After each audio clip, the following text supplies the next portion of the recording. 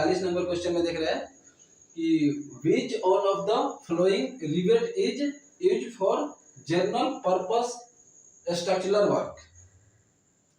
लिखा हुआ है सामान्य प्रयोग के लिए किस प्रकार की रिवेट का उपयोग होता है।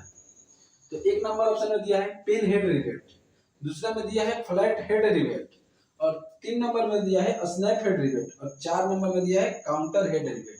तो हम लोग जानते हैं कि सामान्य प्रयोग के लिए किस प्रकार का रिवेट का प्रयोग करेंगे, तो स्नैप हेड रिवेट।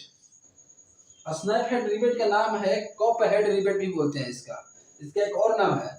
अगर स्नैप हेड रिवेट बोला जाएगा तो वहीं इसको कैप हेड रिवेट भी बोल सकते हैं। ये सामान्य में ज्यादा प्रयोग होता है, जैसे पुल बनता है सामान्य वर्ग में बहुत ज्यादा इसको प्रयोग होता है, कैप की तरह रहता है, जिसमें क्या होता है थोड़ा कम।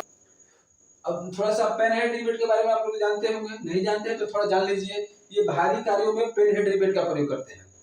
आप लोग फ्लैट हेड रिवेट का प्रयोग ये पतली सीटों में, जैसे मल्टीप्लिटी होता है ना, फ्लैट हेड मतलब जहां पतली सीट है वहां पे इसका प्रयोग करेंगे, फ्लैट हेड रिवेट का प्रयोग।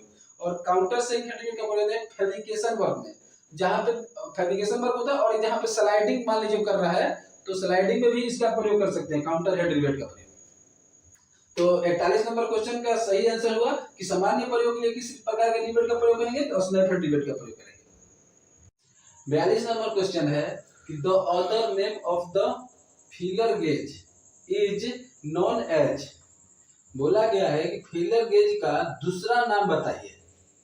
तो नंबर 1 में ऑप्शन दिया है गैप गेज, दूसरा में दिया है क्लियरेंस गेज, और तीसरा में दिया है प्रोफाइल गेज, और 4 नंबर में दिया है मोटाई gauge, thickness gauge.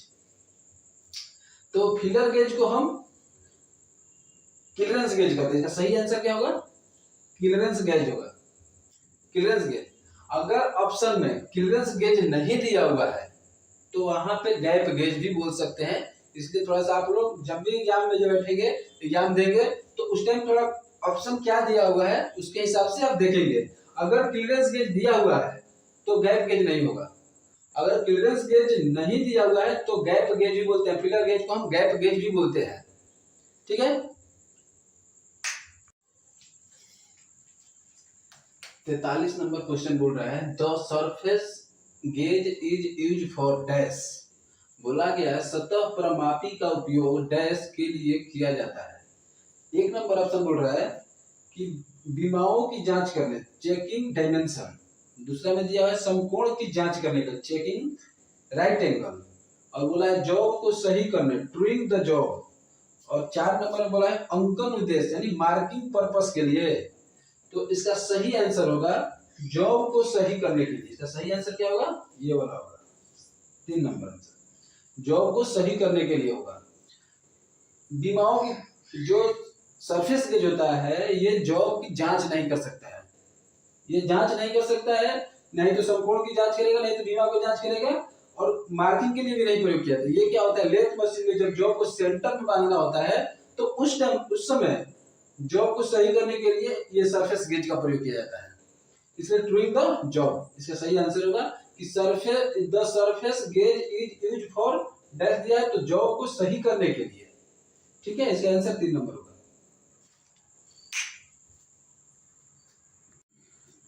44 number question बोल रहा है कि गन धातु एक मिश्र धातु है। Gun metal is an alloy of dash. तो 1 नंबर ऑप्शन में दिया हुआ है कि तांबा, टीन, लेड, और 2 नंबर में दिया है तांबा, लेड, जिंक, और 3 नंबर में दिया हुआ है तांबा, टीन और जिंक, और इसमें दिया है इनमें से कोई नहीं 4 नंबर में। इसका सही आंसर होगा 3 नंबर, इसका होगा तांबा, टीन, जिंक होगा। 45 नंबर क्वेश्चन बोल रहा है which one of the following method produce gear by generating process. बोला गया है निम्न में से कौन सी पद्धति जनरेटिंग प्रक्रिया द्वारा गियर बनाती है। ऐसी कौन सी पद्धति है जनरेटिंग जिससे हम गियर बना सकते हैं। तो 1 नंबर में दिया है होविंग, और 2 नंबर में दिया है कास्टिंग, 3 नंबर में दिया है पंचिंग, और 4 नंबर में दिया है मिलिंग। तो इसका सही आंसर होगा होविंग। तो सही आंसर क्या होगा, 1 नंबर होगा जो होविंग दिया हुआ है। 46 नंबर क्वेश्चन बोल रहा है कि the weight of a sledge hammer varies between dash. बोल रहा है कि स्लेज हैमर का वजन डैश के बीच होता है। तो एक नंबर में दिया हुआ है 1 से 2 केजी, दूसरा में दिया है 4 से 10 केजी, और 3 नंबर में दिया है 12 से 15 केजी, और 4 नंबर में बोल रहा है 15 से 20 केजी। तो स्लेज हैमर का प्रयोग जहाँ पे भारी चोट लगाना होता है वहां पे किया जाता है। तो इसका सही आंसर होगा 4 से 10 केजी होगा। ऑप्शन बी आंसर होगा 4 से 10 केजी। 47 नंबर क्वेश्चन बोल रहा है the composition of soft solder is lead and dash.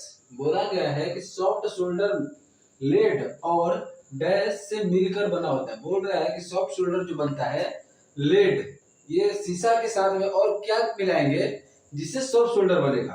तो एक नंबर ऑप्शन में दिया हुआ है टीन, दूसरा में दिया है सिल्वर चांदी, और 3 नंबर में दिया है कॉपर तांबा, और 4 नंबर में दिया है एल्युमिनियम। तो इसमें सही आंसर होगा सॉफ्ट शोल्डर बनाने के लिए लेड में अगर टीन मिला दिया जाए तो क्या हो जाएगा, सॉफ्ट शोल्डर बन जाता है। तो लेड के साथ में टीन होगा, यानी एक नंबर आंसर सही होगा। तो बोला गया सॉफ्ट शोल्डर में सॉफ्ट शोल्डर लेड और टीन से मिलकर बनाया जाता है। 48 नंबर क्वेश्चन बोल रहा है कि the material use for coating the electrode is called. बोला गया है कि इलेक्ट्रोड पर परत चढ़ाने के लिए प्रयुक्त पदार्थ, जो इलेक्ट्रोड है उस पर जो परत चढ़ाया जाता है ऊपर से, उसकी जो प्रयुक्त जो पदार्थ है उस पदार्थ का नाम क्या है। तो बोला गया है प्रोटेक्टिव परत, फिर बोला गया बाइंडर, फिर बोला गया है स्लैग, फिर इधर 4 नंबर में दिया है फ्लक्स। तो चलिए इसका सही आंसर होगा इलेक्ट्रोड पे परत जो चढ़ाया जाता है उसे फ्लक्स बोलते हैं। ये फ्लक्स क्या होता है, ये वेल्डिंग करते समय जो इलेक्ट्रोड होता है एकाएक नहीं चलेगा, धीरे धीरे चलेगा। और ये फ्लक्स जो होता है ये जो वेल्डिंग करते हैं उस टाइम जो वेल्डिंग में ज्वाइंट नहीं पकड़ता है तो उस टाइम उसको फ्लक्स जाने से उसकी अच्छी मतलब मजबूती ज्वाइंट में होती है। और ये जो इलेक्ट्रोड होता है वो एक ही बार में पूरा जलेगा नहीं, धीरे धीरे जलेगा, इसलिए इसको फ्लक्स का परत चढ़ाया जाता है। 49 नंबर क्वेश्चन बोल रहा है which chisel is used for cutting keyway. बोला गया कुंजी मार के काटने के लिए किस चीजेल का प्रयोग करेंगे, उपयोग किया जाता है। तो एक नंबर में दिया फ्लैट चीजेल, दूसरा में दिया डायमंड पॉइंट चीजेल, 3 नंबर में दिया कैप चीजेल, और 4 नंबर में दिया है राउंड नोज चीजेल। यहाँ पे 3 नंबर होगा, सी होगा।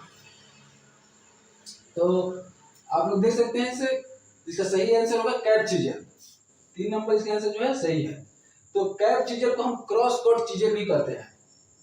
अब जैसे भी आपको कीवे काटने का बात किया जाए तो कीवे काटने के लिए कैप चीजेल या क्रॉस कट चीजेल, कैप चीजेल का नाम ही क्रॉस कट चीजेल होता है।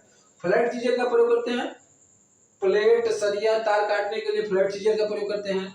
और डायमंड पॉइंट चीजेल का प्रयोग भी आकार के जहाँ पे ग्रुप काटना हो वहां पे डायमंड पॉइंट चीजेल का प्रयोग करेंगे। और राउंड नोज बोलते हैं तो आयल ग्रुप काटना है तो वहां पे राउंड नोज चीजेल का प्रयोग करते हैं।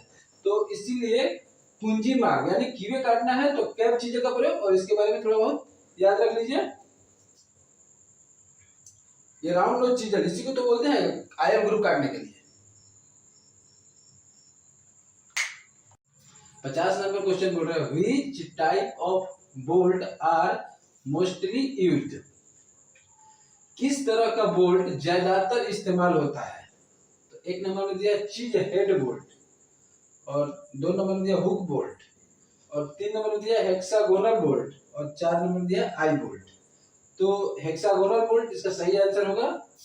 इसका सही आंसर क्या होगा, सामान्य प्रयोग सबसे ज्यादा इसी का प्रयोग होता है, हेक्सागोनल बोल्ट का प्रयोग सबसे ज्यादा।